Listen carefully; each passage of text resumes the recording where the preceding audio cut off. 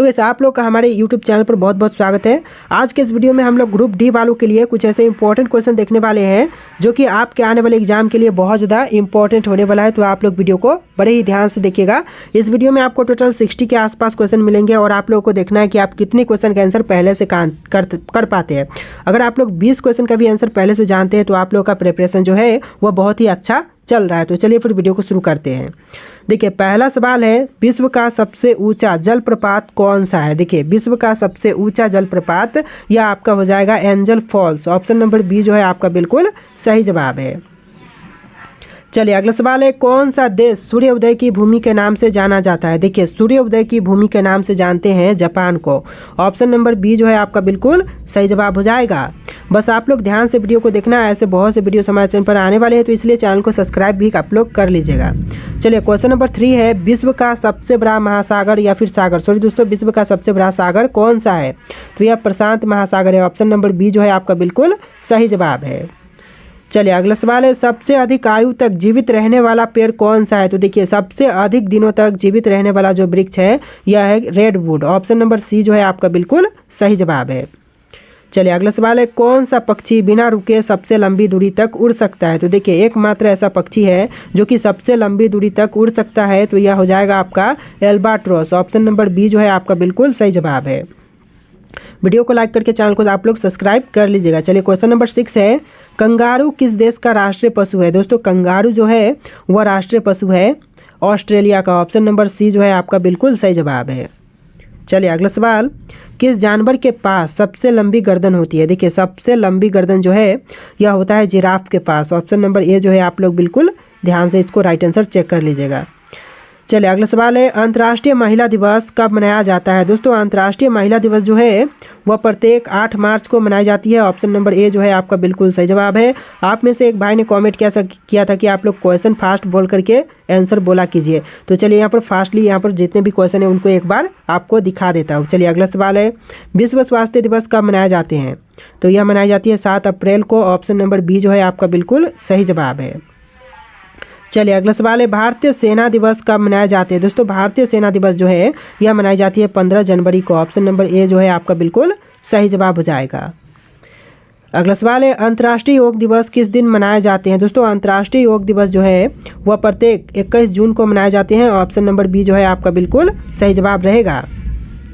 चलिए अगला सवाल है, विश्व जल दिवस कब मनाए जाते हैं। दोस्तों विश्व जल दिवस जो है वह प्रत्येक 22 मार्च को मनाई जाती है। ऑप्शन नंबर ए जो है आपका बिल्कुल सही जवाब है। चलिए अगला सवाल, भारत में पहला स्वतंत्रता संग्राम किस वर्ष हुआ था। तो ये हुआ था आपका 1857 में। ऑप्शन नंबर बी जो है आपका बिल्कुल सही जवाब है। वीडियो को लाइक करके चैनल को सब्सक्राइब कर लेना। इसके बाद आपको साइंस जीके भी देखने के लिए मिलेंगे इसी चैनल पर, तो चैनल को सब्सक्राइब आप लोग जरूर कर लीजिएगा। तो चलिए अगला सवाल है, भारतीय राष्ट्रीय कांग्रेस की स्थापना कब हुई थी। दोस्तों भारतीय राष्ट्रीय कांग्रेस की स्थापना जो है यह 1885 में हुआ था। ऑप्शन नंबर बी जो है आपका बिल्कुल सही जवाब है। चलिए अगला सवाल है, जलियांवाला बाग हत्याकांड किस वर्ष हुआ था। देखिए जलियांवाला बाग हत्याकांड जो है यह हुआ था 1919 में। ऑप्शन नंबर बी आपका बिल्कुल सही जवाब हो जाएगा। चलिए अगला सवाल है, दांडी मार्च का नेतृत्व किसने किया था। देखिए दांडी मार्च का नेतृत्व जो है यह करने वाले महात्मा गांधी है। ऑप्शन नंबर सी आपका बिल्कुल सही जवाब है।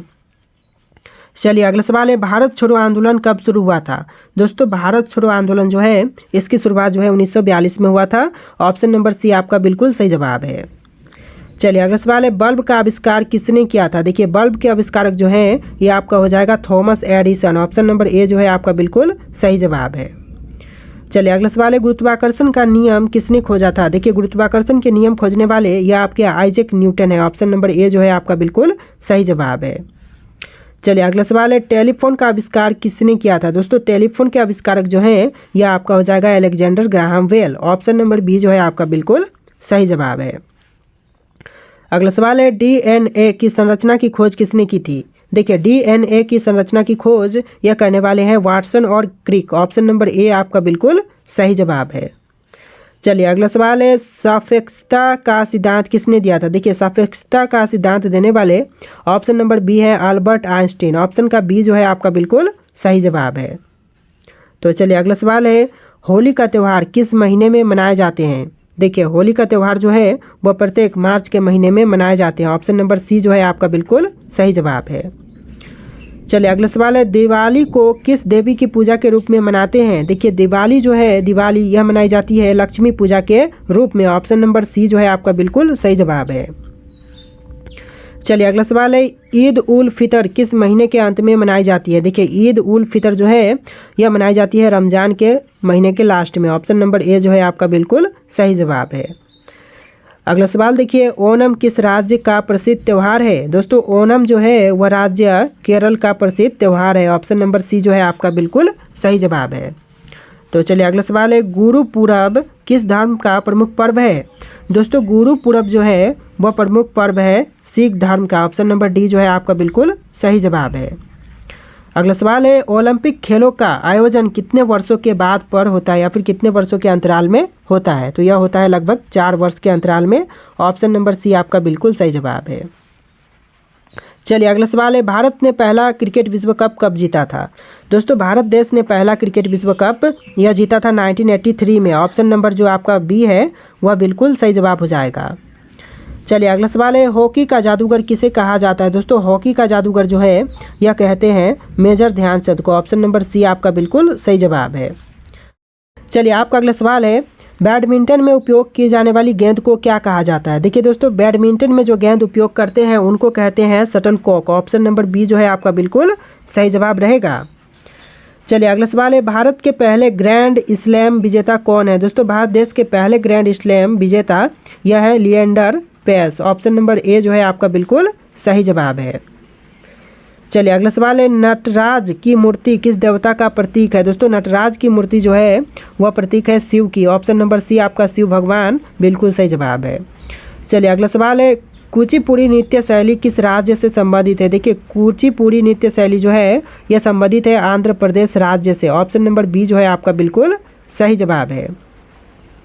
चलिए अगला सवाल, अजंता एवं एलोरा की गुफाएं किस राज्य में है? दोस्तों अजंता एवं एलोरा की गुफाएं जो है वह राज्य हो जाएगा ऑप्शन नंबर बी महाराष्ट्र। जी हाँ दोस्तों महाराष्ट्र राज्य में है अजंता एवं एलोरा की गुफाएं।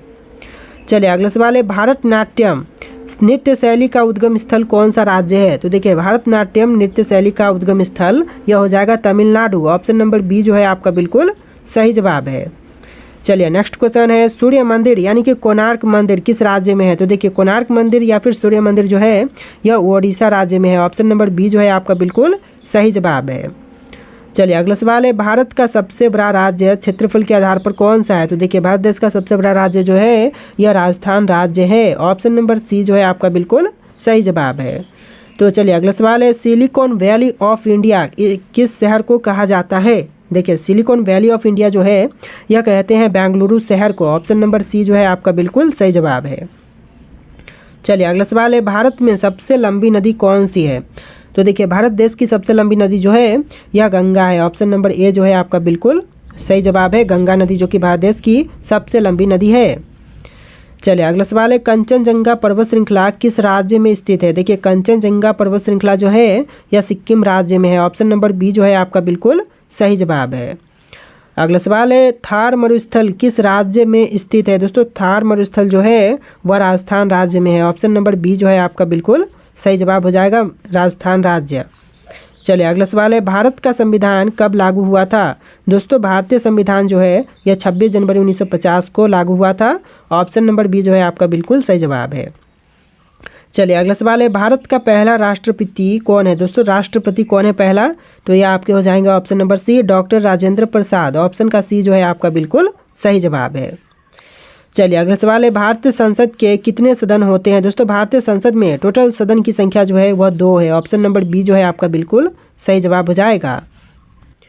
चलिए अगला सवाल है, राज्यसभा के सदस्यों का कार्यकाल कितने वर्षों का होता है? दोस्तों राज्यसभा के सदस्यों का कार्यकाल जो है वह लगभग 6 वर्ष का होता है। ऑप्शन नंबर सी जो है आपका बिल्कुल सही जवाब है। चलिए आपका अगला सवाल है, संविधान की किस अनुसूची में राष्ट्रीय भाषाओं की सूची दी गई है? तो यह दिया गया है 8वीं अनुसूची में। ऑप्शन नंबर सी जो है आपका बिल्कुल सही जवाब है।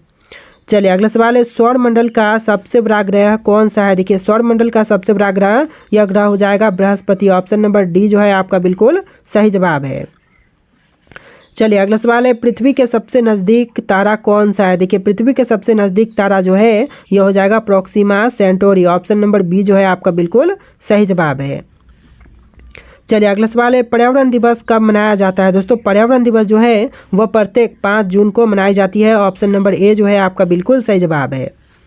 तो चलिए अगला सवाल है, ओजोन परत किस गैस से बनी होती है? दोस्तों ओजोन परत जो है वह मुख्य ओजोन गैस से बनी होती है। ऑप्शन नंबर डी आपका बिल्कुल सही जवाब है।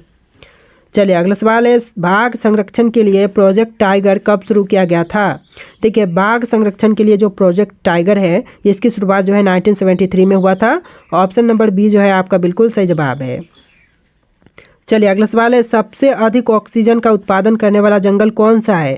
तो देखिए सबसे अधिक ऑक्सीजन का उत्पादन जो है यह करता है अमेजन वर्षा वन। ऑप्शन नंबर सी जो है आपका बिल्कुल सही जवाब है। चलिए अगला सवाल है, ग्रीन हाउस गैसों में प्रमुख रूप से कौन सी गैस होती है? तो देखिए ग्रीन हाउस गैसों में जो प्रमुख रूप में होती है यह कार्बन डाइऑक्साइड होती है। ऑप्शन नंबर बी जो है आपका बिल्कुल सही जवाब है। चलिए अगला सवाल है, रेडियो का आविष्कार किसने किया था? दोस्तों रेडियो के आविष्कारक जो है यह गुलियल्मो मार्कोनी है। ऑप्शन नंबर बी गुलियल्मो मार्कोनी आपका बिल्कुल सही जवाब है। चलिए अगला सवाल है, पेनिसिलिन की खोज किसने की थी? दोस्तों पेनिसिलिन की खोज यह किया था अलेक्जेंडर फ्लेमिंग ने। ऑप्शन नंबर बी जो है आपका बिल्कुल सही जवाब है। चलिए अगला सवाल है, एक्सरे की खोज किसने किया था? दोस्तों एक्सरे की खोज जो है यह किया था विल्हेम रोंटगन ने। ऑप्शन नंबर सी जो है विल्हेम रोंटगन आपका बिल्कुल सही जवाब है। चलिए अगला सवाल है, डीएनए की संरचना का पता लगाने वाले वैज्ञानिक कौन थे? तो देखिए डीएनए की संरचना का पता लगाने वाले वैज्ञानिक यह थे वाटसन और क्रिक। ऑप्शन नंबर ए जो है आपका बिल्कुल सही जवाब है। चलिए अगला सवाल है, पहला कंप्यूटर किसने बनाया था? दोस्तों पहला कंप्यूटर यह बनाया था चार्ल्स बैबेज ने। ऑप्शन नंबर ए जो है आपका बिल्कुल सही जवाब है। अगला सवाल है, रामायण के रचयिता कौन है? दोस्तों रामायण के रचयिता यह आपके हो जाएंगे ऑप्शन नंबर का सी वाल्मीकि। जी हाँ दोस्तों ऑप्शन नंबर सी आपका बिल्कुल सही जवाब है। चलिए अगला सवाल है, महाभारत किसने लिखी थी? देखिए महाभारत के लेखक जो हैं यह हो जाएंगे आपके वेद व्यास। ऑप्शन नंबर सी आपका बिल्कुल सही जवाब है। अगला सवाल है, गुड अर्थ पुस्तक के लेखक कौन है? तो गुड अर्थ पुस्तक के लेखक जो हैं यह पर्ल एस बक है। ऑप्शन नंबर बी आपका बिल्कुल सही जवाब है। अगला सवाल है, गीतांजलि के लेखक कौन है? दोस्तों गीतांजलि के लेखक जो हैं यह रविंद्रनाथ टैगोर है। ऑप्शन नंबर बी आपका बिल्कुल सही जवाब है। अगला सवाल है, डिस्कवरी ऑफ इंडिया पुस्तक के लेखक कौन है? तो यह है आपके Jawaharlal Nehru. Option number C जो है आपका बिल्कुल सही जवाब है। चलिए अगला सवाल है, भारत में मेक इन इंडिया अभियान किस वर्ष शुरू हुआ था? देखिए भारत में मेक इन इंडिया अभियान जो है इसकी शुरुआत कब हुआ? आपके ऑप्शन यहाँ पर है, राइट आंसर आप लोग कमेंट कीजिएगा। और आज के इस वीडियो में टोटल 65 क्वेश्चन थे। जी दोस्तों 65 थे। आप लोग बताना कि आप कितने क्वेश्चन का आंसर पहले से जानते थे। और इस वीडियो को लाइक करके चैनल को सब्सक्राइब कर लीजिएगा। चलिए फिर मिलते हैं एक नए वीडियो में।